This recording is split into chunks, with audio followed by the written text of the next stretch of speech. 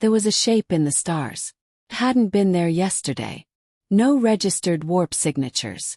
No diplomatic forewarning. No orbital clearance. Just a vast black wall that swallowed constellations as it moved.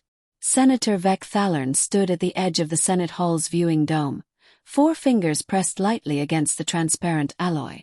The stars shimmered beyond, but a segment of the sky had gone dark. Not from eclipse, not from cosmic drift, but something far more deliberate. "Report," he said flatly. A junior analyst rushed to his side, flustered, clutching a tablet that trembled in his hands. "They're not transmitting standard identification codes. No language markers. No compact registration. But what? They're Terran."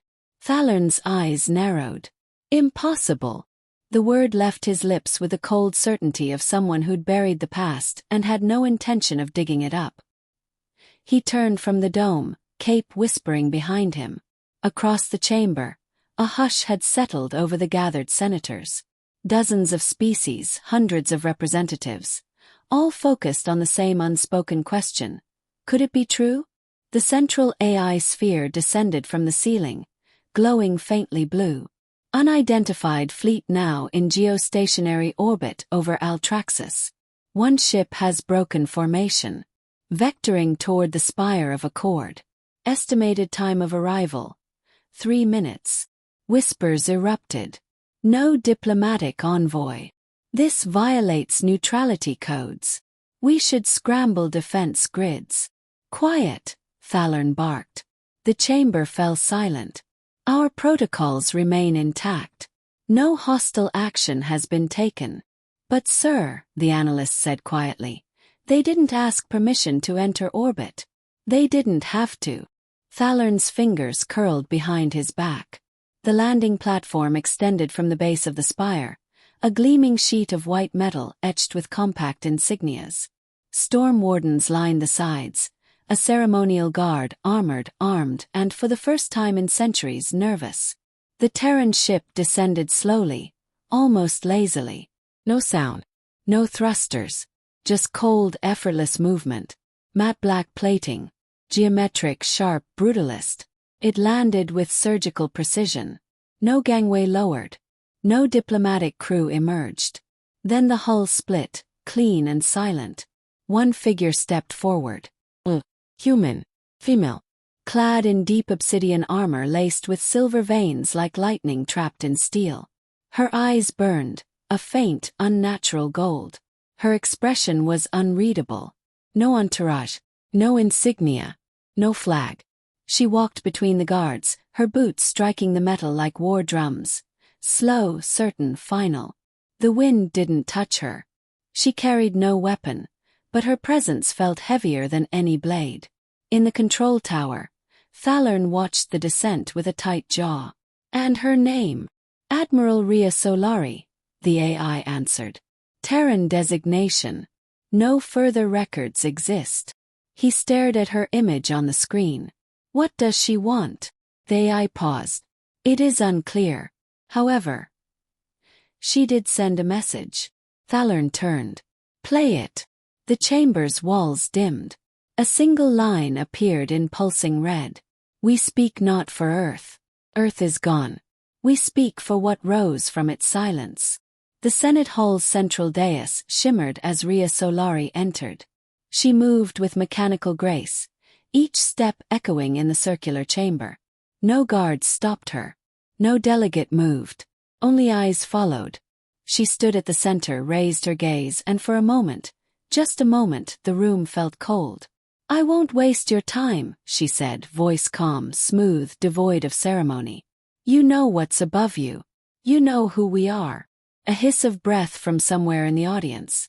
Thalern rose slowly from his podium, robes brushing the polished floor. You are trespassing in restricted orbit. Your arrival lacks clearance. Your fleet violates multiple interstellar accords.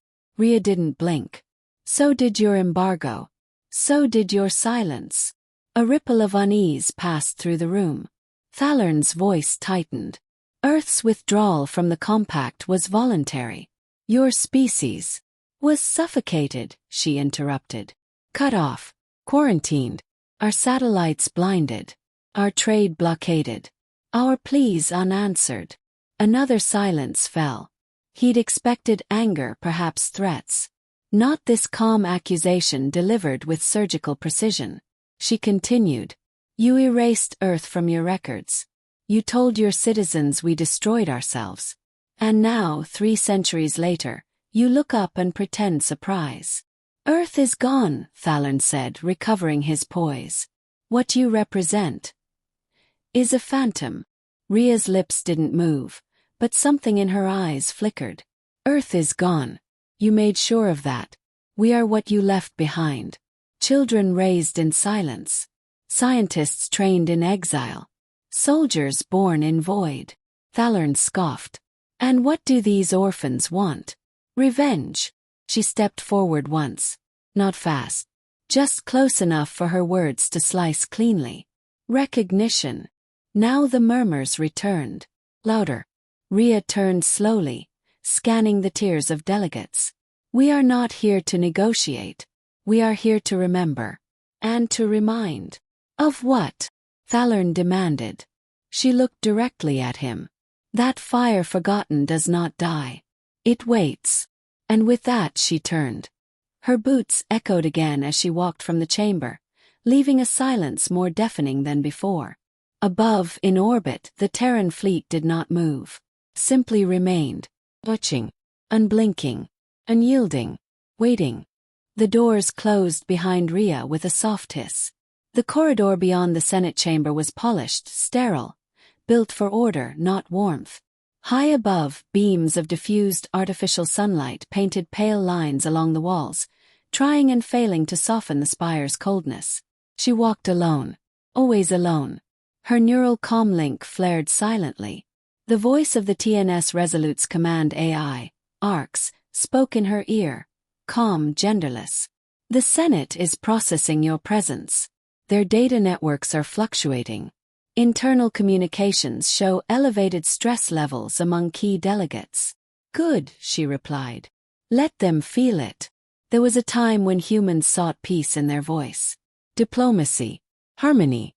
But those days died with Earth. She remembered stories of trees. Not the ones grown in nutrient tanks, real ones. With roots in dirt, leaves that danced in wind, branches that whispered when no one listened. She'd never seen one. Her childhood had been metal corridors and recycled air. Her lullabies sung by artificial voices. Her mother, a microbiologist, taught her how to grow food in vacuum-sealed farms. Her father, a structural engineer, built hulls strong enough to defy radiation storms. But it was her grandfather who gave her Earth. Not in body but in memory. Every week. He sat her before a dim screen in the corner of their ship's galley. Flickering low-res footage. Oceans shimmering under sunrise, wolves running across snowy plains, a child laughing in the rain. He never spoke during those sessions. Until one day he said, "We were not perfect, but we were alive." She hadn't understood then. Now she did. The Terran remnant was never supposed to exist. After the Compact declared Earth a containment-class world, humanity was locked down. Trade cut. Communications jammed. Orbital satellites overridden by Compact AI protocols. The official reason. Ideological instability. The truth. Independence wasn't tolerated. Earth fought back briefly. Diplomatic teams were ignored. Relief fleets were blocked. Then came the last global transmission, broadcast across every encrypted Terran frequency. To those who still hear us. We are not lost. We are leaving. That message lived in legend. And it was real. Survival arcs launched within weeks. Clandestine, unregistered, off-world bound. Most were destroyed by orbital mines. The few that escaped scattered into the black. Her ark, the Seraphim's Wake, had carried 12,000 souls. Scientists, engineers, soldiers, infants. It drifted for 12 years in cryo before finding a rogue moon with atmosphere and shelter. Humanity started again, not from stone or fire, but with memory and fury. From that came the remnant. They grew in the void. No sunlight, no help, no treaties. They evolved in silence, shaping their own technologies. Adaptive AIs, silent propulsion systems, neural warfare protocols. No one saw them. No one even looked. That was the galaxy's mistake. Rhea reached the end of the corridor and stepped into a quiet observation chamber. Beyond the wide pane of crystal glass, the stars sprawled in a serene pattern. Too quiet, too peaceful. But above them, the remnant fleet held its orbit. Perfect wall. No drifting. No flickering lights. Not even comms chatter. Thalern called them ghosts. He wasn't far off. Behind her the door opened. Soft footstep. "Admiral Solari," said a low voice. "I am Liaison Vorel. The Senate requests a private audience. Limited delegation. No recording devices." She didn't turn. "Afraid of history?" "No," Vorel replied. "Afraid of truth." At last Rhea faced him. He was younger than she expected, with pale skin and eyes too large for his narrow face. A diplomatic species, long bred for compliance and smiles. "Then tell them," she said. "We remember everything." "They insist this wasn't genocide," Vorel said gently. "Because they didn't drop the bombs themselves." Her voice didn't rise, but her gaze sharpened. "They isolated a planet of 10 billion. Cut off medicine, power, comms. Watched us vanish from behind glass. That's not war. That's euthanasia with bureaucracy." Vorel lowered his head. "I was born centuries later." "So was I." Silence hung between them. Finally she added, "Tell your Senate I'll return in 1 hour. And tell Thalern. If he interrupts me again, he'll learn how many languages I can deliver a warning in before he dies of fear." Vorel nodded, then left. Back aboard the Resolute, Rhea stood in the central command chamber, a circular nerve center of black alloy and soft amber light. Arcs projected a tactical map before her. Altraxis, the Spire, the Compact's orbital defense network, deactivated the moment the Terran fleet entered orbit. "Status of other remnant squadrons?" she asked. "All vessels hold formation. Planetary communication intercepts suggest 2/3 of Senate factions favor negotiation. A minority advocate preemptive retaliation. Internal conflicts rising." She stared at the data. "They're scared." "Correct. Their fear registers at 83.2% across all tiers." "Good. But not enough. Do you anticipate war?" "No," she said. "I expect submission. War would mean they think they have a choice." And if they do?" Rhea didn't answer. Instead, she looked at a small circular object embedded in her left wrist, an antique recording chip, sealed under transparent dermal glass. The last image stored on it: Earth from orbit. Dark sphere. Cold. Cloud systems frozen over empty continents. The cities below black as tombs. It was the only picture she ever carried. Not out of sentiment, but as a reminder. They killed her home with silence. She would return the favor, with memory sharpened into a blade. And they would learn the only thing more dangerous than a species abandoned was one that learned to thrive without forgiveness. The Senate chamber had changed. Gone were the whispers. Gone the murmurs of disbelief and posturing. In their place, a silence that clung to every wall, every breath, every heartbeat. Rhea Solari stepped into the center once more, same as before. But this time, the air shifted around her like a held breath. Above, the viewing dome no longer showed stars. It showed shadows. The Terran fleet remained perfectly still in orbit, a silent armada that had not fired a shot, but didn't need to. Fear had already landed. A new platform had been raised for the special session. Smaller, more intimate. Just 7 delegates. 1 from each ruling species of the Compact. Vec Thalern sat at the highest position, rigid and unreadable. The others eyed Rhea with varying mixtures of dread, caution and curiosity. Liaison Vorel stood beside her, voice calm but strained. "This is a closed hearing. The compact recognizes you as acting representative of the Terran remnant. You may speak. Rhea didn't look at him. She looked up. The dome dimmed and the room darkened. Then the images began. Without a word, she activated her implant. Dozens of holograms flickered to life in the air around her. Archive footage, intercepted transmissions, decrypted orders, classified logs. The first was dated 312 years prior. A compact senator, Thalern himself younger, less cautious, stood before a past Senate chamber, issuing a statement. If Earth will not submit to alignment protocols, then containment must follow. No more aid. No more contact. They've chosen isolation. Let them live with it. The chamber was silent. Rhea turned slowly, locking eyes with him. That was your vote. Sealed by your own hand. 17 embargoes. 4 intelligence blackouts. The withdrawal of all relief vessels during the solar flare crisis. Earth asked for help. You gave it silence. Thalern didn't move. Your species was destabilizing the compact's unity. The vote was lawful. The procedures were genocide in protocol's clothing, she said, voice even. You didn't invade. You erased us with red tape and cold signatures. She stepped forward, projecting another recording. Grainy but audible. A mother in a crumbling hospital, holding a child. No power. No medicine. She sobs as her child fades. In the background, a medical console loops a message. Off-world assistance no longer authorized for Class D systems. Rhea let it hang. They couldn't fight back. So they died waiting. One of the other delegates, a thick-shelled Varnari female, leaned forward. What do you want, Admiral? You've proven the Senate acted without mercy. But that was 3 centuries ago. None of us were present. You inherited the lie, Rhea said. And benefited from it. You told your people Earth destroyed itself.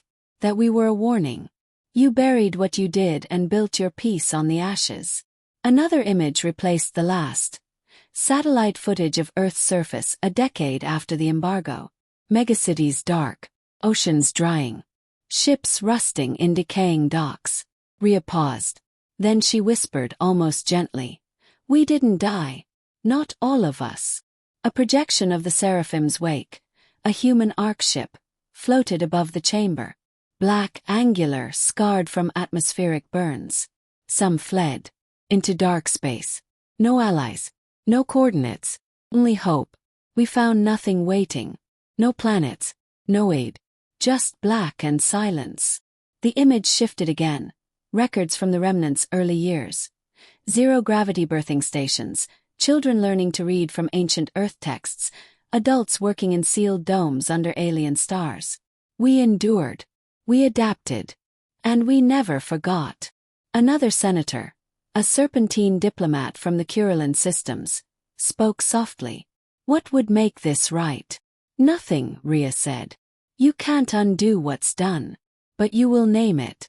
You will admit Earth was not lost. It was murdered. You demand an apology.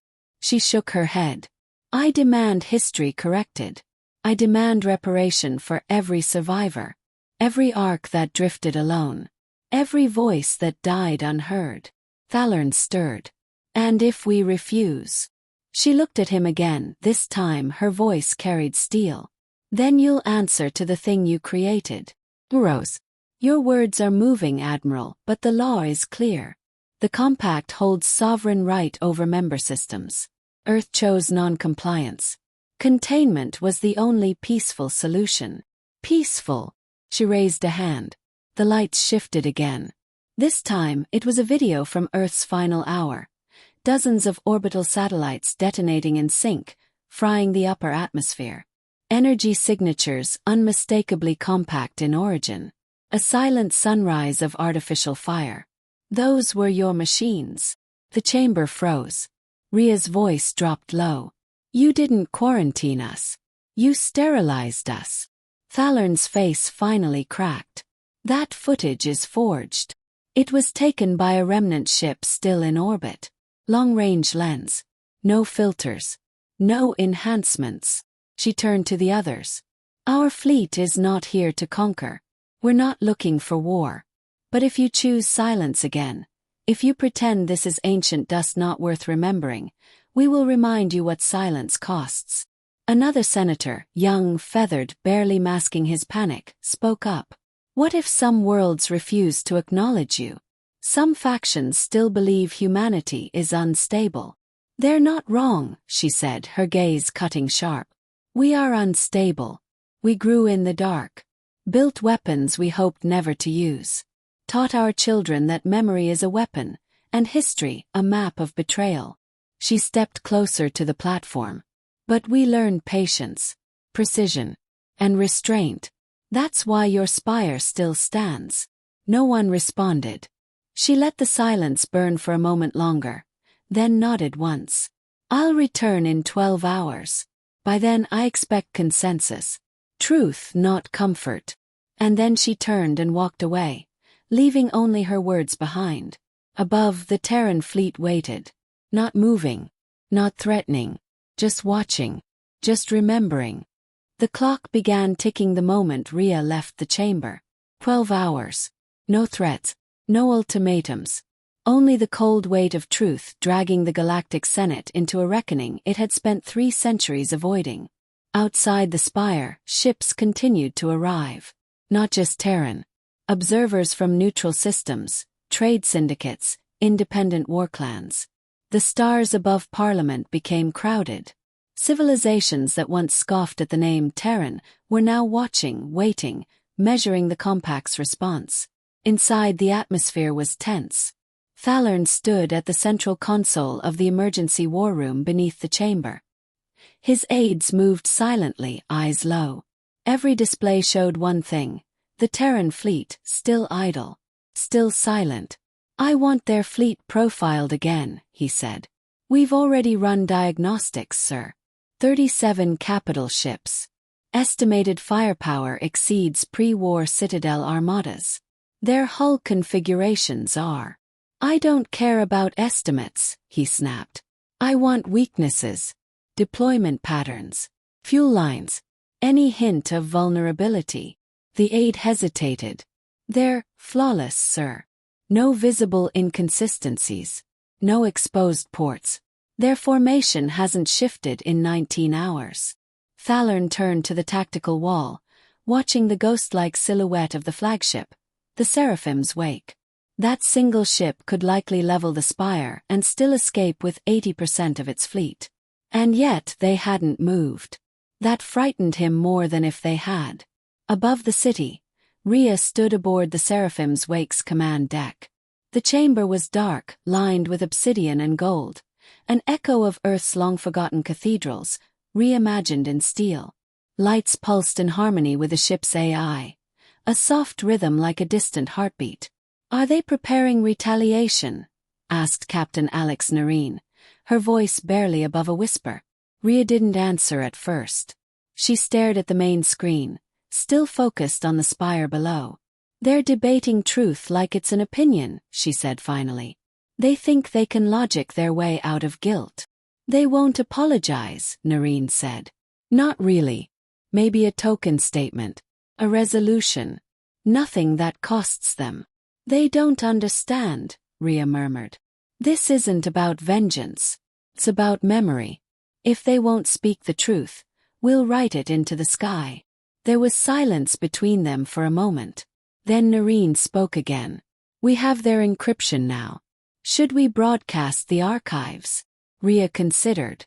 The evidence she'd shown the Senate was only a fragment. The full database was brutal. Years of recorded suffering, sealed logs from Terran stations, secret compact memos signed in silence. No, not yet, she said. Give them their 12 hours. After that. Everyone watches. Back in the Senate spire, the emergency tribunal reconvened. This time it was private. 7 high members. No staff. No aides. Only a silent vote box in the center of the table. They will not wait, said Senator Varnai, the Varnari representative. And even if they do, the galaxy will not. I won't be blackmailed, Thalern said. You already were, hissed the Curulin delegate. Just not by them. We inherited this mess from your generation, and now the whole compact bleeds from your arrogance. We made a decision, Thalern growled. In the interest of galactic unity. You made a grave, said Varnai, and filled it with earth. Silence. Then a quiet voice from the youngest among them, the Avenari scholar Lythis. She's not asking for blood. She's asking for recognition, for truth. We lied. And the lie became law. Thalern's jaw clenched. You want us to confess to genocide? I want us to end the war before it begins, Lythis replied. Even now, the fleets that watched us fall silent in Earth's time, they're watching again. The remnant doesn't need to fire a single shot. They only need to speak. The box in the center pulsed, signaling readiness for vote. One by one, each senator approached, pressed their palm to the interface. Thalern went last. He stood over the box for a long time. Then, without looking at the others, he pressed his hand against it. 12 hours passed. On the command deck of the Seraphim's wake, Rhea stood motionless, eyes on the feed from the Senate floor. All across the galaxy, streams went live. The Compact's official transmission, usually reserved for declarations of war or peace, was suddenly active on every public and private channel. Senator Lythis stepped into view. She looked small behind the great pulpit, but her voice did not shake. Citizens of the Compact, what you are about to hear has never before been spoken by this body. It is long overdue. 312 years ago, Earth was subjected to sanctions that were, in truth, extermination. We, the Compact, chose silence over solidarity, procedure over morality. And as a result, billions perished not by war, but by neglect. We told you they were gone. They were not. We told you they destroyed themselves. They did not. Today we acknowledge that truth. The Terran people survived. Not because of us, but despite us. She looked down, then directly at the camera. To those who remember Earth, not as a footnote but as family, we offer this truth as the first step. And we ask forgiveness, knowing it may never be given. The feed ended. Rhea said nothing. Then finally she nodded to Noreen. Begin the archive drop. Cross the stars, data reigned. Not threats. Not weapons. Stories. Rhea's team released the entire Terran record. Unfiltered, unedited. A living history of survival in the void. Of pain endured in silence. Of children born beneath alien stars who still called themselves human. It wasn't revenge. It was legacy. And the galaxy listened. For the first time in centuries, Earth spoke again. And no one could unhear it. The silence after the broadcast felt different. Not empty. Not tense. It was still. Across 1,000 worlds, beings paused to listen again. Not to weapons, not to proclamations, but to the voices of those Earth never buried. Their cries. Their triumphs. Their last moments. In orbit above the Senate spire, the Seraphim's wake drifted like a monolith. No orders issued. No ships moved. Rhea stood at the central viewing deck, eyes fixed on the slowly rotating world below. She'd waited most of her life for this. Not for war. Not even for justice. For acknowledgement. And now it had come, not as a favor, but as a surrender of false history. Behind her, Captain Noreen approached quietly. We've received over 2,000 transmissions in the last hour. Independent systems, former colonies, even fringe empires. They're asking to meet. Listen. Join. Not us, Rhea said softly. They want to join the truth. Noreen nodded. Senator Thalern is requesting an audience. In person. Rhea didn't flinch. Let him come. The shuttle docked with no ceremony. Thalern stepped aboard unescorted. No guards, no aides. Just a single data crystal in his hand and centuries of weight on his shoulders. He found Rhea waiting for him beneath the holographic projection of pre-Exodus Earth. Blue and vibrant, untouched. For a moment he stared at the image. I was born on a station orbiting Callan 3. I've never been to a place with clouds. Rhea tilted her head. We grew up beneath ceilings too. But we remembered what clouds were. He turned to her, face worn. I came to give you this, he said, offering the crystal.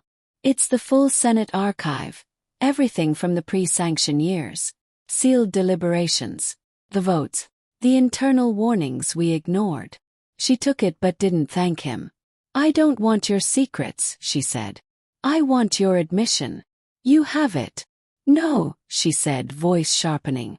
A broadcast apology isn't penance. You erased us. What you say now doesn't restore what you destroyed. Thalern looked tired. Older than his years. What would satisfy you, Rhea? She looked at him evenly. I'm not here for satisfaction. He said nothing. Then she stepped closer. Earth's memory isn't your burden to carry anymore. We've done that. What matters is what happens now. Hours later, the Senate floor opened again. Not for judgment but for ceremony. Not a celebration. Reckoning. Representatives from the remnant stood beside compact senators. Side by side. No titles. No grand speeches. Just presence. Witness. Lythis, the youngest of the High Chamber, stepped forward. Today, for the first time since the Exodus, the Terran voice is heard not as an echo, but as a partner. She gestured to Rhea. In recognition of the truth long denied, the Galactic Compact hereby restores Earth to its rightful standing as a founding world. There was no applause. Just silence. Then Rhea spoke. Her voice didn't need amplification. We did not return to be honored. We returned so this galaxy would remember what was done, and what will never be allowed again. We remember the betrayal. But we remember who we were before it. Builders. Dreamers. Defiant to the end. She looked across the chamber, her gaze cutting through centuries of denial. Terra is not gone. Endured. Adapts. It warns. And it forgives. Sometimes. The last word hung in the air like a promise, and a warning. Outside the spire, the fleets shifted formation for the first time. But not to strike. Instead, one by one, Terran ships detached from orbit, descending slowly into planetary airspace. Controlled. Peaceful. Intentional. Landing zones cleared across the surface. Teams emerged, not with weapons, but with archives, envoys, reconstruction protocols. The Seraphim's wake remained in orbit, guardian and witness both.